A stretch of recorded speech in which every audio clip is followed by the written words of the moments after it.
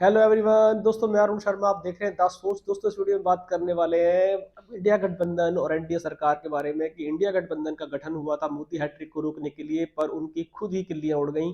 दोस्तों, अगर आप चैनल पहली बार जुड़ सकते हैं ताकि सारी वीडियो को देख पाए। दोस्तों, बात करते हैं इंडिया गठबंधन के बारे में, जिन्होंने बहुत जोर शोर से पार्टी की स्थापना की और इंडिया नाम विवादों में शुरू से रहा। मोदी जी ने इनको साफ कहा था कि इंडिया नाम रखने का अधिकार नहीं है, फिर भी इन्होंने इंडिया नाम रखा और बहुत से दलों ने इनके खिलाफ कंप्लेंट भी की। और मोदी जी की एनडीए सरकार ने इनको ठगो गठबंधन कहा था कि ये 2024 से फेल पहले ही हो जाएंगे, जो सामने को देखने को मिलता है। सबसे पहले जिसने बीड़ा उठाया था नीतीश कुमार। उन्होंने इंडिया गठबंधन के लिए तैयारी की, वो मोदी जी के खिलाफ सबसे पहले आए थे और कहा था कि मोदी जी को देश से बचाना है। और आज सबसे बड़ा पलटू राम सबसे पहले इंडिया गठबंधन बना के सबसे पहले खुद मोदी गठबंधन में हाथ जोड़ता फिर रहा है और इंडिया गठबंधन का बेड़ा गर्क करने का सबसे पहली ईंट रोड़ा उन्होंने मारा है। दूसरी बात कर लेते हैं अखिलेश यादव की। अखिलेश यादव ने भी अपना सूत्र साफ कर दिया है। उन्होंने इंडिया गठबंधन में सीट शेयरिंग को लेकर आवाज उठाई थी, जिससे इंडिया गठबंधन सहमत नहीं था और उन्होंने भी अपना पूरे बिस्तर अलग उठा ली। अब बात कर लेते हैं ममता बनर्जी की। ममता बनर्जी की सीट शेयरिंग को लेके और प्रवक्ताओं के बातों को लेके आपस में इतना विवाद छिड़ गया कि ममता बनर्जी ने इंडिया गठबंधन का सर्वनाश करके रख दिया और उन्होंने राहुल गांधी तक की यात्रा को रोक दिया और इंडिया गठबंधन से दूरी बना ली। तो मोदी हैट्रिक को रोकने के लिए जिस संगठन का निर्माण हुआ, हैट्रिक तो दूर की बात है, इनकी तो पहली बॉल पे किल्लियां उड़ गई। अभी तो चुनाव की डेट डिसीजन नहीं आया, कोई डेट डिसाइड नहीं और ये आपस में लड़ मर गए। जिस तरीके से इन्होंने एक दूसरे पे कीचड़ उछाली है, क्या ये देश में वास्तव में देश को बचाने के लिए एक हुए थे? इससे ये साबित होता है कि ये खुद एक ठगों की बातें करने वाले थे और सीट शेयरिंग पे जो मुद्दा नहीं सुलझा पाए और आपस में एक दूसरे के खिलाफ एफआईआर तक करने की तैयारी पे आ गए हैं। तो क्या ये वास्तव में जनता को ठगने की तैयारी नहीं थी? अगर गलती से इंडिया गठबंधन को अच्छी सीटें मिलती तो बाद में क्या हाल होता उस देश का, जिस देश में इन्होंने अभी से ही एक छोटी छोटी बातों को लेके एक दूसरे के लिए इतना इनके अंदर मेल भरा हुआ है।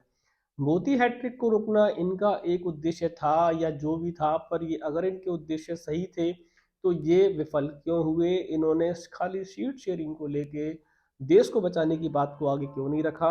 या इनको देश का बचाने के लिए बात आ गई थी या इनको सिर्फ अपनी अपनी बातें मनवाने के लिए ये गुटबाजी बना रहे थे?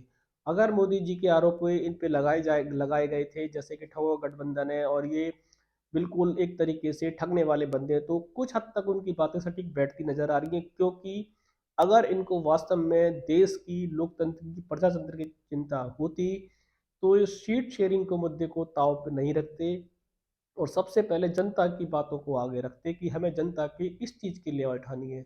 वो चीज दूर दूर तक नजर नहीं आई, सिर्फ अपने मुद्दों पे हावी रहे। चाहे केजरीवाल हो, उन्होंने कहा कि मैं पंजाब में एक सीट नहीं दूंगा।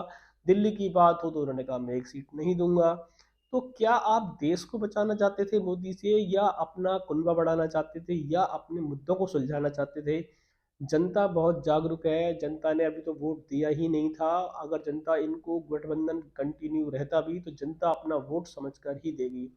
पर मोदी की हैट्रिक को रोकना इनका उद्देश्य नहीं था, जिससे ये बात प्रमाणित हो जाती है। ये सिर्फ अपने अपने गढ़ों को बचाने की इनकी कवायद थी, जिसमें विफल हो गए हैं।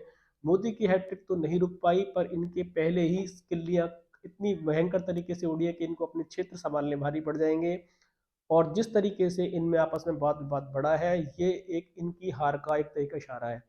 समय बताएगा कि अब मोदी हैट्रिक रुकेगी या नहीं रुकेगी, वो तो बाद की बात है। ये अपने एरियो में अपने गढ़ तक को बचा पाएंगे या नहीं बचा पाएंगे, क्योंकि जनता के सामने जिस तरीके से न दोहरा चरित्र अपनाया हुआ था, वो चरित्र जनता में उजागर हो चुका है और जनता इनको शायद इनके गढ़ में भी इनको जिता दे तो शायद ही समय बताएगा। क्योंकि जनता के सामने दोगली बातें करने वाले इंडिया गठबंधन के परचक्कच उड़ चुके हैं और किसी भी तरीके से जनता में अब जाने के लिए इनके पास कोई उद्देश्य नहीं बचा है। सीट शेयरिंग का मुद्दा इन्होंने जनता से बड़ा समझा। जनता की जितने भी मूलभूत जनता के अधिकार थे जिससे जनता त्रस्त थी, वो ये लाने में नाकामयाब रहे और सिर्फ अपनी ही बातों पे आगे चलते रहे। अब जनता इनको समझ चुकी है कि जनता इंडिया गठबंधन हो या कोई भी गठबंधन हो, वो उसी व्यक्ति को वोट देगी जिससे उनको अपनी मूलभूत अधिकारों का कोई लाभ होगा। फिलहाल एनडीए सरकार और बीजेपी सरकार का जो पहलू है, गठबंधन है, वो तो कंटिन्यू चल रहा है। उन्होंने जितने भी अलायंस दल है उनमें से कोई टूटा नहीं है। सिर्फ इंडिया के नाम का जो गठबंधन एनडीए सरकार को टक्कर देने के लिए मैदान में आया था, उसके हाल बेहाल है और उनकी किल्लियां पूरी तरीके से उड़ चुकी हैं। वो दोबारा से खड़ा हो भी पाएगा ये समय बताएगा। हम इस रुझान पर नजर बनाएं कि 2024 में मोदी हैट्रिक के सामने किल्लियां उड़ने वालों की अपने गढ़ बचेंगे या नहीं बचेंगे। दोस्तों मैं अरुण शर्मा मिलूंगा नई सोच के साथ, तब तक अपना ध्यान रखें। नमस्कार।